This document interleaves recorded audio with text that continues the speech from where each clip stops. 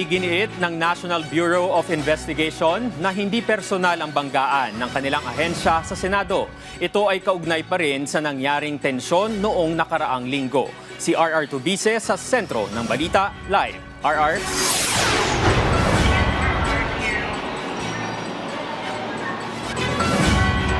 Jules, sinabi ni NBI Director Melvin Matibag na fugitive from justice si Senador Bato de la Rosa. Sa isang forum naman kanina, sinabi ni Matibag na alam na nila ang kinaroroonan ni Senador Bato de la Rosa pero hindi pa nila maaaring sabihin yung specifics nito dahil parte pa rin ito ng kanilang proseso ng investigasyon. It is there is a valid warrant of arrest. He is now considered fugitive from justice. So trabaho namin, just like any other personalities na mayroong mga mandato de arresto, yung warrant of arrest, we have to monitor.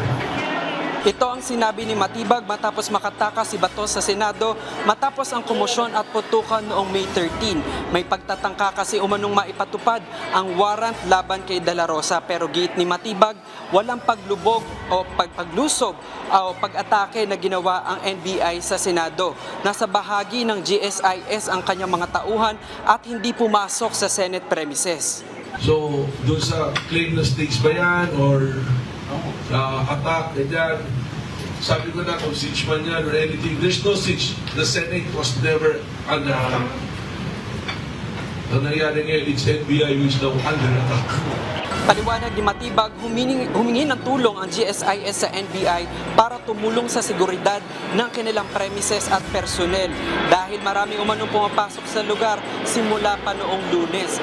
Nangakoan niya ang NBI na hindi papasok sa Senado na kanila namang tinupad. We are there to promote law and order. Not in the Senate, again, because I have a commitment that we will not enter the Senate premises. Sa usapin naman ng mga putukan, sinabi ni Matibag na batay sa mga video na kanyang napanood sa GSIS na ganap ang insidente. I'm telling you, kung meron sa any one of the NBI agent na nag-abuso o may maling ginawa, rest assured they will penalize.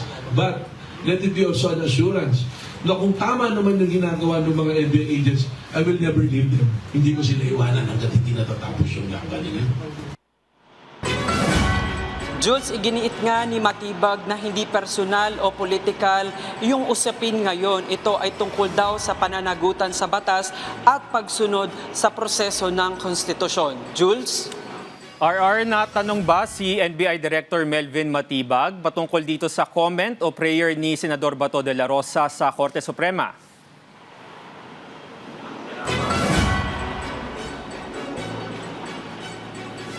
Jules, natanong nga si Director Melvin Matibag tungkol dito sa prayer ni Bato de la Rosa sa Korte Suprema.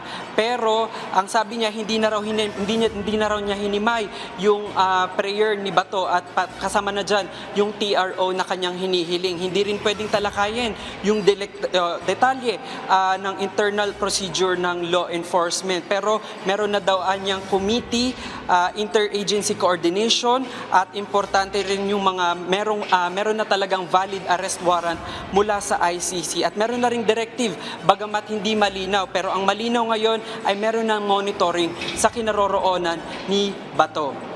RR, ibig sabihin ba nito may stand ba ang NBI habang nasa Korte Suprema pa ang usapin?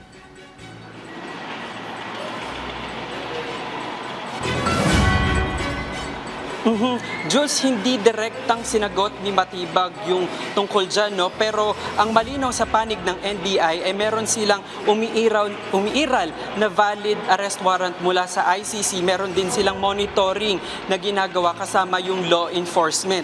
Sabi pa nga niya, bilang mga abogado, inaabangan din nila yung desisyon ng Korte Suprema dahil ito anya yung may final say, kumbaga doon sa legal na proseso ng kaso ni Bato de la Rosa.